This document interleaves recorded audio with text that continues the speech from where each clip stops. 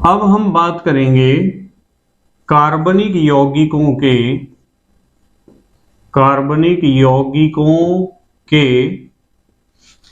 रासायनिक गुणों के बारे में।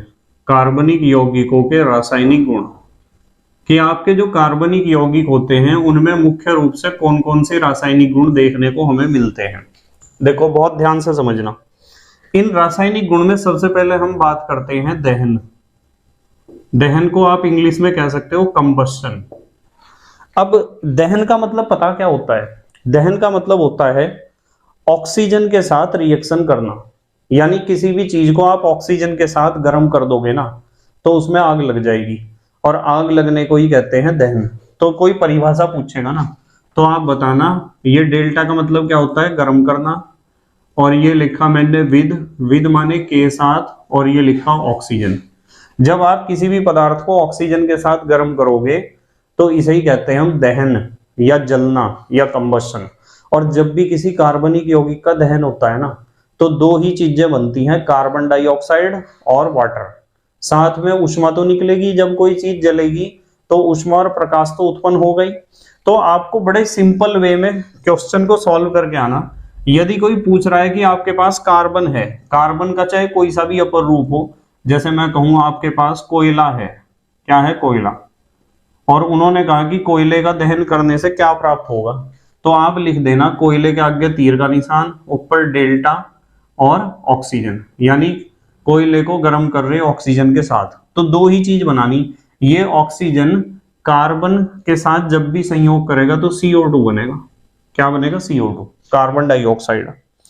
और जब कोयला जलेगा तो जलने के साथ साथ वो ऊष्मा तो उत्पन्न करेगा ही। तो आप साथ में लिख सकते हो ऊष्मा भी उत्पन्न होगी और इसके साथ साथ प्रकाश भी उत्पन्न होगा। ऊष्मा व प्रकाश, कोयला जब जलेगा तो थोड़ी सी तो रोशनी पैदा करेगा ही। अच्छा, इसके अलावा यदि किसी हाइड्रोकार्बन को आप जलाते हो, जैसे मान लो CH4 को आप जला रहे, CH4 क्या होता है पता है ना सबको? CH4 होता है मीथेन। यदि आप CH4 को जलाते हो ना तो आप ऐसे लिख के आना एग्जाम में कि इसकी ऑक्सीजन के साथ हम इसे गर्म कर रहे हैं। हम इसे या तो डेल्टा पहले लिख लो या ऑक्सीजन, एक ही बात है। तो यदि ये ऑक्सीजन कार्बन के साथ रिएक्शन करेगा तो CO2 बनेगा, और यदि ये ऑक्सीजन हाइड्रोजन के साथ रिएक्शन करेगा तो H2O बनेगा। तो किसी भी कार्बनिक यौगिक को जब आप जलाते हो, स्पेशली हाइड्रोकार्बन को, देखो ये हाइड्रोकार्बन है ना, हाइड्रोजन और कार्बन से बना हुआ यौगिक, तो क्या होता है? कार्बन डाइऑक्साइड और वाटर बनता है, और साथ में ऊष्मा व प्रकाश तो उत्पन्न होगा ही। ऊष्मा व प्रकाश ऐसे भी लिख सकते हो आप। ऊष्मा और प्रकाश के बीच में प्लस का निशान लगा दो या ऐसे लिख दो ऊष्मा व प्रकाश। तो इस तरीके से आपको दहन लिख कर आना है एग्जाम में, ध्यान रखना, ठीक है? बैलेंस करने की कोई भी आवश्यकता नहीं है, सीधा आपको तीर के ऊपर ऑक्सीजन लिखना है और डेल्टा लिखना है। और यदि हाइड्रोकार्बन है तो कार्बन इसके साथ संयोग करके CO2 बनाएगा, हाइड्रोजन इसके साथ जुड़ के H2O बनाएगा। और कार्बन कोयले को जलाओगे तो CO2 ही बनेगी, क्योंकि ऑक्सीजन कार्बन से ही संयोग करेगा, यहाँ हाइड्रोजन तो है नहीं कि पानी भी बन जाए, ठीक है? तो एक तो दहन वाला रासायनिक गुण आपको आना चाहिए। नंबर 2, दूसरा रासायनिक गुण आपको आना चाहिए ऑक्सीकरण। ऑक्सीकरण का मतलब क्या होता है? ऑक्सीकरण को ऑक्सीकरण भी कहते हैं, इंग्लिश में कहते हैं ऑक्सीडेशन। ऑक्सीडेशन, ठीक है? जैसे दहन को कहते हैं हम कंबस्शन, इसी तरह इसे ऑक्सीडेशन कहते हैं। इसका कुछ नहीं है, मतलब बहुत आसान है, ध्यान से समझो। मैं आपको लिख रहा प्लस माने जुड़ना ऑफ ऑक्सीजन। यदि किसी चीज में ऑक्सीजन जुड़ रही है तो समझो उस चीज का ऑक्सीकरण हो रहा है, ठीक है? एडिशन ऑफ ऑक्सीजन, ऑक्सीजन का जुड़ना। आप लैंग्वेज लिख सकते हो, किसी भी पदार्थ में ऑक्सीजन का जुड़ना, उसे कहते हैं हम ऑक्सीकरण या ऑक्सीडेशन। आपको इसमें एक चीज ध्यान रखनी है बेटे, एक चीज ध्यान रखनी है ऑक्सीडेशन में, ध्यान से समझना। ये चीज हमारे काम की है जो मैं अब बताने जा रहा हूं आपको। मान लो आपके पास एल्कोहल है, एल्कोहल पढ़ाया था ना UPSC में, और आप एल्कोहल का ऑक्सीडेशन कर रहे हो। एल्कोहल का क्या कर रहे हो? ऑक्सीडेशन, यानी ऑक्सीजन इसमें जोड़ रहे हो, आप ऑक्सीजन की क्रिया कर रहे हैं इसके साथ। तो ये नवजात ऑक्सीजन होती है। जब ऑक्सीजन को बड़े ब्रैकेट में लिखते हैं तो इसे कहते हैं नवजात ऑक्सीजन या नेसेंट ऑक्सीजन।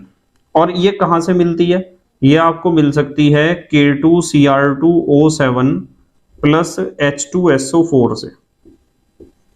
ये क्या होता है? इसे कहते हैं हम ऑक्सीडाइजिंग एजेंट या आक्सीकारक। आक्सीकारक इसके अलावा भी बहुत सारे हो सकते हैं, जैसे आपके पास मान लो बेसिक KMnO4 है। KMnO4 कहते हैं पोटेशियम परमैंगनेट को, और सादी भाषा में इसे कहते हैं लाल दवा। लाल दवा को बेस में घोल दोगे, उससे भी आपको नवजात ऑक्सीजन मिल जाएगी। या फिर पोटेशियम डाइक्रोमेट को सल्फ्यूरिक एसिड में घोल दोगे तो उससे भी आपको नवजात ऑक्सीजन मिल जाएगी। ये है नेसेंट ऑक्सीजन। इंग्लिश में कहते हैं नेसेंट ऑक्सीजन और हिंदी में कहते हैं नवजात ऑक्सीजन। अब एक और सवाल बच्चों के दिमाग में खड़ा होता है कि सर नवजात ऑक्सीजन या नेसेंट ऑक्सीजन का क्या मतलब है? इसका मतलब होता है जो ऑक्सीजन ताजी ताजी बनी हो, बिल्कुल अभी पैदा हुई हो, जैसे नवजात शिशु जो अभी पैदा हुआ हो। नवजात ऑक्सीजन जो बिल्कुल अभी बनी हो, उसके परमाणुओं को आपस में जुड़ने का मौका भी ना मिला हो। यदि कहीं O2 लिखा हुआ ना तो ये पुरानी ऑक्सीजन है, क्योंकि O के जो दो परमाणु हैं उन्हें आपस में जुड़ने का टाइम मिल गया और वो O बॉन्ड O यानी O2 बन गया। और यदि कहीं O लिखा हुआ है तो इसका मतलब अभी ताजी बनी हुई ऑक्सीजन है, अभी इसे इतना टाइम नहीं मिला कि ये दूसरे परमाणु के साथ बॉन्ड बना के O2 में कन्वर्ट हो जाए। ये नवजात ऑक्सीजन ऐसी होती है, O से लिखी जाती है। तो अल्कोहल का जब भी ऑक्सीडेशन करते हैं तो एल्डिहाइड बनता है। ये चीज आपको ध्यान रखनी है बेटे। अल्कोहल का ऑक्सीडेशन करने से क्या बनता है? एल्डिहाइड। और यदि एल्डिहाइड का भी आपने ऑक्सीडेशन कर दिया, एल्डिहाइड का भी आपने ऑक्सीडेशन कर दिया, ऑक्सीडाइजिंग एजेंट वही लिख लो आप K2Cr2O7 प्लस H2SO4, यही लिख लो ऑक्सीडाइजिंग एजेंट, या फिर बेसिक KMnO4 लिख दो, दोनों से ही नेसेंट ऑक्सीजन आपको मिल जाएगी। तो एल्डिहाइड का ऑक्सीडेशन करते हैं तो बनता है कार्बोक्सिलिक एसिड। कार्बोक्सिलिक एसिड, ठीक है। ये सीक्वेंस आपको पता होना चाहिए, इसकी बहुत ज्यादा जरूरत पड़ती है 11th में भी, 12th में भी, 10th में भी, ग्रेजुएशन में भी, पोस्ट ग्रेजुएशन में भी। अल्कोहल का ऑक्सीडेशन करोगे एल्डिहाइड बनेगा, एल्डिहाइड का ऑक्सीडेशन करोगे तो कार्बोक्सिलिक एसिड बनेगा। अब सवाल खड़ा होता है कि सर कैसे? सिद्ध करके दिखाओ इस बात को। तो देखो चलो मैं सिद्ध करके दिखाता हूं इस बात को। मैं अल्कोहल में आपका जाना पहचाना अल्कोहल ले रहा हूं, CH3 सिंगल बॉन्ड CH2OH। बताओ, दो कार्बन वाला अल्कोहल, दो कार्बन वाले अल्काइल ग्रुप को कहते हैं इथाइल। देखो C2H5 है ना दोनों को मिला के, और OH अल्कोहल है तो इसे आप कह सकते हो इथाइल अल्कोहल। और यदि IUPAC में बोलना है, ज्यादा इतराना है, तो आप कहोगे इथेनॉल। यदि ज्यादा इतराना इथेनॉल कह दो। सामान्य नाम इसका इथाइल अल्कोहल है। अल्कोहल में मैंने इथाइल अल्कोहल ले लिया। यदि इस इथाइल अल्कोहल का आप ऑक्सीडेशन करोगे K2Cr2O7 प्लस H2SO4 से, तो क्या होगा? ये ऑक्सीजन एक हाइड्रोजन को तो यहां से उठाएगा, ध्यान से देखना, और एक हाइड्रोजन को यहां से उठाएगा। ये ऑक्सीजन इसमें जुड़ के इस वाले और इस वाले हाइड्रोजन को उठा लेगा HHO, यानी यहां निकलेगा साइड प्रोडक्ट H2O। और अब बताओ यहां क्या बचा? यहां बचा CH3 सिंगल बॉन्ड। यहां क्या बचा? एक H उठा लिया, CH, और यहां O बचा, तो CH3 CHO बचा है बेटे। और CHO मैंने आपको पढ़ाया था क्या होता है? एल्डिहाइड। तो इसका नाम होता है एसिटल्डिहाइड। एसिटल्डिहाइड, सामान्य नाम तो एसिटल्डिहाइड है। और ज्यादा इतराना है, IUPAC में बोलना है, तो दो कार्बन है, दो कार्बन वाले एल्डिहाइड को हम कहते हैं इथेनल। IUPAC में इसका नाम होगा इथेनल, ठीक है। तो यूं बताओ, अल्कोहल का ऑक्सीडेशन करा तो एल्डिहाइड नहीं बना क्या? अब यदि मैं कह दूं कि इस एल्डिहाइड का भी ऑक्सीडेशन कर दो आप, K2Cr2O7 प्लस H2SO4 से इसका भी ऑक्सीडेशन कर दो, तो जब आप इसका ऑक्सीडेशन करोगे तो ये ऑक्सीजन सीधा जुड़ जाता है यहां जाके, और जुड़ेगा तो COOH बनेगा। H तो है ही, यहाँ एक ऑक्सीजन है, एक और आ जाएगा, तो ये बन जाएगा CH3 सिंगल बॉन्ड C। ये वाला C लिखा, एक ऑक्सीजन ये है, एक ऑक्सीजन ये है, ये लिख दिए दोनों ऑक्सीजन, और ये H है। CH3COOH मिलेगा आपको, जिसे आप कहते हो acetic acid. Acetic acid, acetic acid कहते हैं सिरके को, विनेगर को। और IUPAC में बोलना है तो 2 कार्बन है तो इसे आप कहोगे इथेनोइक एसिड, इथेनोइक एसिड, फिर इसे इथेनोइक एसिड कहना। ठीक है, तो ऑक्सीडेशन में यह चीज ध्यान रखनी, मैंने आपको बताया अल्कोहल का ऑक्सीडेशन करोगे तो एल्डिहाइड बनेगा, एल्डिहाइड का ऑक्सीडेशन करोगे तो कार्बोक्सिलिक एसिड बनेगा। जल्दी से पोज करके लिखो, लिख लिया बेटे? ठीक है। तीसरा जो हमें रासायनिक गुण या अभिक्रिया सीखनी है वो होता है संकलन। अब ये संकलन क्या है? संकलन अभिक्रिया, आप संकलन अभिक्रिया को कह सकते हो संयोजन। संकलन या संयोजन का मतलब होता है जुड़ना। चलो एक नाम और बताता हूं, योगात्मक अभिक्रिया। संकलन अभिक्रिया या संयोजन अभिक्रिया या योगात्मक अभिक्रिया, कुछ भी कह दो आप तीनों में से। और इंग्लिश में बोलना है तो इंग्लिश में हम कहते हैं इसे एडिशन रिएक्शन। एडिशन का मतलब क्या होता है? जोड़ना। Addition reaction, addition reaction. तो संकलन अभिक्रिया कहो या संयोजन अभिक्रिया या योगात्मक अभिक्रिया या एडिशन रिएक्शन, इसका मतलब क्या है? जो आपके असंतृप्त हाइड्रोकार्बन है ना, यानी डबल बॉन्ड या ट्रिपल बॉन्ड वाले यौगिक, उनके ऊपर जो जोड़ होता है, योग होता है किसी भी अणु का, उसे कहते हैं हम संकलन अभिक्रिया या योगात्मक अभिक्रिया। ठीक है, तो परिभाषा में आप ऐसे लिख लेना, एडिशन ऑन डबल और ट्रिपल बॉन्ड, यानी द्विबंध या त्रिबंध पर किसी चीज का जुड़ना, किसी अणु का जुड़ना। द्विबंध या त्रिबंध पर जो जुड़ने वाली अभिक्रिया होती है उसे हम कहते हैं योगात्मक अभिक्रिया। अब एग्जाम्पल से एक्सप्लेन कर रहा हूं मैं आपको, हालांकि मैंने थोड़ी देर पहले आपको एग्जाम्पल बताए थे। जैसे मान लो आपके पास CH2 डबल बॉन्ड CH2 है। ठीक है, क्या नाम है इसका? 2 कार्बन है तो एथ और डबल बॉन्ड है तो इन। इसके ऊपर यदि आप रिएक्शन कराते हो, किसका रिएक्शन कराऊं? हाइड्रोजन का कराऊं या क्लोरीन का? किसी का भी करा दो, चलो हाइड्रोजन का ही रिएक्शन कराते हैं। हाइड्रोजन का रिएक्शन कराएंगे निकिल उत्प्रेरक की उपस्थिति में। उत्प्रेरक आपको पता है किसे कहते हैं? उत्प्रेरक, उत्प्रेरक अभी बताऊंगा, देखो पहले इसे समझो। एक बॉन्ड टूट जाएगा, कितने H हैं? 2। एक H इधर जुड़ेगा और एक H इधर जुड़ेगा। यहां क्या बनेगा? लेफ्ट साइड में CH3 सिंगल बॉन्ड, राइट में भी बनेगा CH3। ये एथीन था, 2 कार्बन है, एथ सिंगल बॉन्ड है एन। तो एग्जाम में इस तरह का क्वेश्चन भी आ जाता है, कैसे प्राप्त करोगे एथीन से एथेन, इन से एन, डबल बॉन्ड से सिंगल बॉन्ड कैसे प्राप्त करोगे? तो आप हाइड्रोजन का रिएक्शन करा दो निकिल उत्प्रेरक की उपस्थिति में। उत्प्रेरक वे रासायनिक पदार्थ होते हैं जो किसी अभिक्रिया के वेग को बढ़ा देते हैं या परिवर्तित कर देते हैं। जैसे मैं आपको एक एग्जांपल बताता हूं, मान लो एक कॉलोनी है, एक मोहल्ला है या एक गांव है, उसमें एक महिला A है और एक महिला B है। इन दोनों के बीच में फाइट होनी है, यानी इनकी लड़ाई होनी है आपस में। जैसे मोहल्ले में, कॉलोनी में, गांव में आपने देखा होगा महिलाओं के बीच लड़ाइयां होती रहती है। लड़ाई का मतलब कुश्ती नहीं, सिर्फ वे वाक युद्ध करती हैं। वाक युद्ध का मतलब बोलने वाला युद्ध।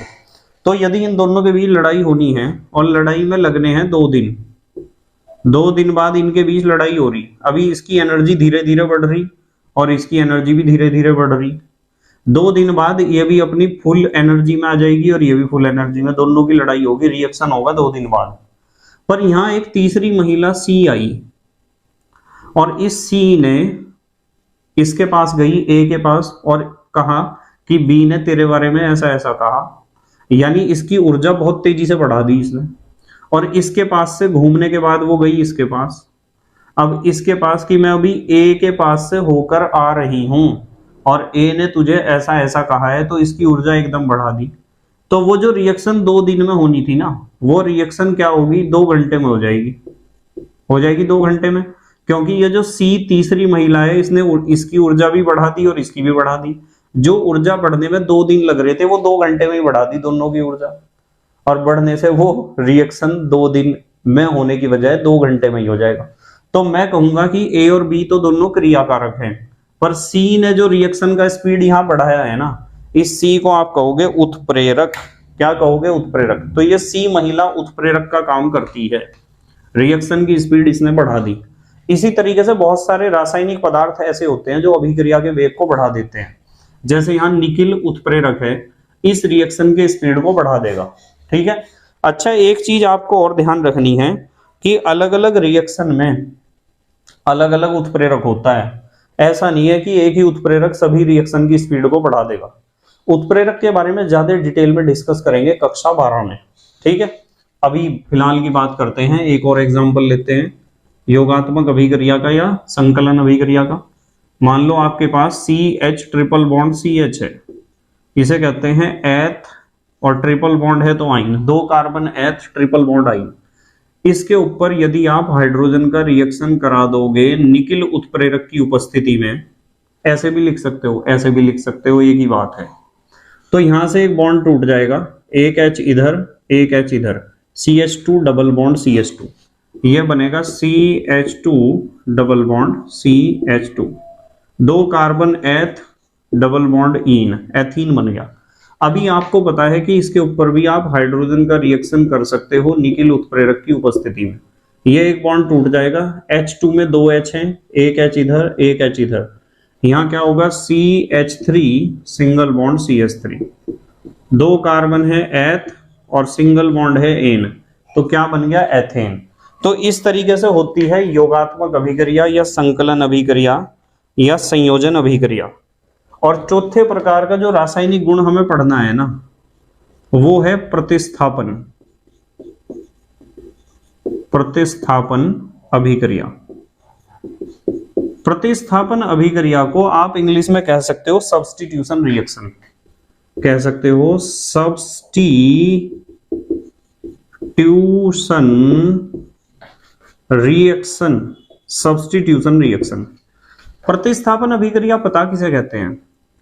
प्रतिस्थापन अभिक्रिया का मतलब होता है जब एक पदार्थ दूसरे पदार्थ को उसकी जगह से हटा दे और उसकी जगह अपने आप ले ले, तो इसे कहते हैं प्रतिस्थापन अभिक्रिया। जैसे मैं आपको बताता हूं, मान लो मैं कुर्सी पे बैठा हुआ हूं और मेरे से बड़े कोई टीचर आ गए वहां क्लासरूम में, कोई भी बड़े टीचर आ गए जो मेरे से सीनियर हैं, तो मैं अपने आप ही कुर्सी को छोड़ दूंगा और वो कुर्सी पे बैठ जाएंगे। तो जो ज्यादा शक्तिशाली होता है वो कम शक्तिशाली को उसकी जगह से हटा देता है और अपने आप उसकी जगह ले लेता है। ऐसी अभिक्रिया को हम कहते हैं प्रतिस्थापन अभिक्रिया। जैसे आपके यहां आपके प्रदेश में पहले मुख्यमंत्री शायद कोई और होंगे और अब मुख्यमंत्री दूसरे बन गए हैं, तो मुख्यमंत्री प्रदेशों में बदलते रहते हैं और देश में प्रधानमंत्री बदलते रहते हैं। इसी तरह जिसमें ज्यादा शक्ति होगी, पावर होगी, वो कम शक्ति या कम पावर वाले हर एक चीज को उसके जगह से हटा देगा और उसकी जगह अपने आप ले लेगा। तो ऐसी अभिक्रिया को हम कहते हैं प्रतिस्थापन अभिक्रिया या सब्स्टिट्यूशन रिएक्शन। जैसे आपको यदि परिभाषा लिखनी है तो परिभाषा में आप लिख सकते हो एक स्पीसीज, स्पीसीज कहते हैं कोई परमाणु हो या कोई आयन हो या कोई समूह हो, कोई ग्रुप हो, कोई मूलक हो, उन सबको कुल मिलाकर स्पीसीज कहते हैं हम। एक स्पीसीज द्वारा दूसरी स्पीसीज को, एक स्पीसीज द्वारा दूसरी स्पीसीज को हटा देना और हटाकर उसका स्थान ग्रहण कर लेना, ऐसे रिएक्शन को हम कहते हैं प्रतिस्थापन अभिक्रिया। जैसे मैं एक बहुत अच्छा एग्जाम्पल आपके सामने रखूंगा प्रतिस्थापन अभिक्रिया का, ध्यान से देखना। हमारे पास CH4 है, CH4 मीथेन। यदि इस CH4 के ऊपर आप क्लोरीन का रिएक्शन करते हो सनलाइट की उपस्थिति में, तो क्या होता है, यहां से Cl हाइड्रोजन के ऊपर अटैक करता है। कितने Cl हैं? 2। एक Cl एक हाइड्रोजन के ऊपर अटैक करेगा और उसे हटा देगा, तो यहां से जो H निकला वो वाला H जो बेघर हो गया वो H, और यहाँ बचा हुआ Cl, निकला हुआ H और यहाँ बचा हुआ Cl। एक Cl ने तो अटैक कराना, एक तो बच गया था, HCl बन के साइड प्रोडक्ट निकला। अब यूं बताओ, यहाँ कार्बन है, हाइड्रोजन 4 थे, एक हाइड्रोजन को बाहर धक्का दे दिया गया, कितने हाइड्रोजन बचे? 3। और जो हाइड्रोजन को बाहर धक्का दिया गया उसकी जगह एक Cl आया था ना जिसने अटैक करा था, तो CH3Cl बनेगा। अब यदि मैं कहूं कि CH3Cl, अभी तो 3 हाइड्रोजन बच रहे हैं, इन्हें भी धक्का देंगे बारी बारी से, तो इसके ऊपर फिर आप क्लोरीन का रिएक्शन करा दो। H न्यू माने होता है सनलाइट, या तो सूर्य का प्रकाश लिखो नहीं तो संकेत लिखो H न्यू। H होता है प्लैंक नियतांक और न्यू होता है आवर्ती प्रकाश की, प्रकाश तरंग की आवर्ती। तो अब 3 है H, यहां से एक Cl फिर इसके ऊपर अटैक करेगा, 3 में से एक H को हटाएगा, वो बेघर हुआ H और यहां बचा हुआ Cl, बेघर हुआ H और बचा हुआ Cl, HCl फिर निकलेगा। अब बताओ कार्बन के पास कितने हाइड्रोजन बचे हैं? 3 थे, एक और निकल गया, 2 बचे। एक Cl था पहले जिसने कब्जा करा था आगे, और एक Cl हो रहा है उसने भी कब्जा कर लिया, CH2Cl2 बन गया। अब यदि मैं कहूं 2 हाइड्रोजन और बच रहे, इन्हें भी हटाऊं ना यहां से, तो क्लोरीन का रिएक्शन फिर दोबारा हो जाएगा सनलाइट की प्रेजेंस में। अब ये क्लोरीन का एक परमाणु यहां अटैक करेगा, बेघर होगा जो H, जो निकलेगा यहां से H, और जो यहां बचा हुआ Cl है HCl निकलेगा साइड प्रोडक्ट। और अब कार्बन के पास केवल एक हाइड्रोजन बचेगा, 2 Cl पहले से कब्जा कर चुके थे, एक Cl ने अटैक करके अब कब्जा कर लिया, CHCl3 बनेगा। अब यदि इसके ऊपर फिर दोबारा से आप क्लोरीन का रिएक्शन कराओगे सनलाइट की प्रेजेंस में, तो ये एक Cl फिर यहाँ अटैक करेगा, अभी एक H बच रहा ना, इसे भी हटाओ, ये वाला H और यहाँ बचा हुआ Cl, फिर HCl निकल जाएगा, और यहाँ आपके पास C के पास कोई H नहीं बचेगा, Cl 3 थे, एक Cl नया आ गया, तो CCl4 बनेगा। तो आप यहाँ देख रहे कि कितने H थे? 4, 1 2 3 4, चारों स्टेप में एक एक H को धक्का दे दिया, हटा दिया। किसने हटाया? क्लोरीन ने। तो ऐसी अभिक्रिया को हम कहते हैं प्रतिस्थापन अभिक्रिया या सब्स्टिट्यूशन रिएक्शन। ठीक है, तो ये CH4 का नाम तो पता होना चाहिए आपको, इसे कहते हैं मीथेन। क्या कहते हैं? मीथेन। और CH3Cl को कहेंगे क्लोरोमीथेन, इसका नाम हो जाएगा CHLORO, क्लोरोमीथेन, इसे हम कहेंगे क्लोरोमीथेन। और ये हो जाएगा डाइक्लोरोमीथेन, 2 क्लोरो आगे ना इसमें, इसे आप कहोगे डाइक्लोरोमीथेन, इसका नाम डाइक्लोरोमीथेन है। और इसका 3 क्लोरो आगे, तो इसका नाम होगा ट्राई क्लोरोमीथेन। अच्छा एक बात बताऊं आपको, ये जो ट्राई क्लोरोमीथेन है, इसका एक नाम बहुत ज्यादा फेमस है, क्लोरोफॉर्म, इसे क्लोरोफॉर्म भी कहते हैं। क्लोरोफॉर्म एक ऐसा पदार्थ है जिसके सूंघने से आदमी बेहोश हो जाता है। जो घर में चोरी करने वाले आते हैं ना, वे बाहर आके भिखारी का रूप लेंगे या किसी भी डाकिये का रूप लेंगे या कुछ भी बेचने के लिए आएंगे, और जैसे ही महिलाएं आएंगी ना बाहर दरवाजे पर, अपने गेट पर, एकदम उनके हाथ में स्प्रे होगा, स्प्रे मार देंगे ऊपर, उसमें क्या होगा? क्लोरोफॉर्म। या फिर उनके रुमाल में क्लोरोफॉर्म होगा, रुमाल उनके नाक पे लगा देंगे जो महिला आएगी गेट खोलने, और वो महिला बेहोश, चाहे तो स्प्रे मार दो उसके ऊपर, चाहे तो उसे रुमाल सुखा दो क्लोरोफॉर्म से भीगा हुआ, और वो महिला बेहोश होकर गिर जाएगी, और घर पूरा इकट्ठा करके ले जाएंगे, मैं पूरा सारा घर साफ। ठीक है, और फिर महिला से होश में आने के बाद कहेगी कि मैं तो अच्छा काम करने जा रही थी, मैं तो दान देने जा रही थी, भिखारी को कुछ देने जा रही थी। तो भिखारियों से भी सावधान रहने की बहुत जरूरत है। ठीक है, समय का कुछ पता नहीं चलता, हम पढ़ लिखते हैं ना, तो पढ़ने लिखने से इन बातों का भी हमें पता चलता है। चलो अगली बात कर रहे हैं हम, ये है CCl4, टेट्रा क्लोरोमीथेन, इसका नाम होता है, यहां लिख दूं टेट्रा, टेट्रा माने 4, क्लोरोमीथेन, ये है इसका नाम टेट्रा क्लोरोमीथेन। ठीक है, या फिर इसे कार्बन टेट्रा क्लोराइड भी कहते हैं। इसका एक नाम यहां लिख रहा मैं ऊपर, देखो यहां, इसका एक नाम होता है carbon tetra chloride, carbon tetra chloride भी कहते हैं इसे। ठीक है, तो ये कैसी अभिक्रिया है? ये है एक प्रतिस्थापन अभिक्रिया या सब्स्टिट्यूशन रिएक्शन। जल्दी से पोज करके लिखो, लिख लिया बेटे? ठीक है।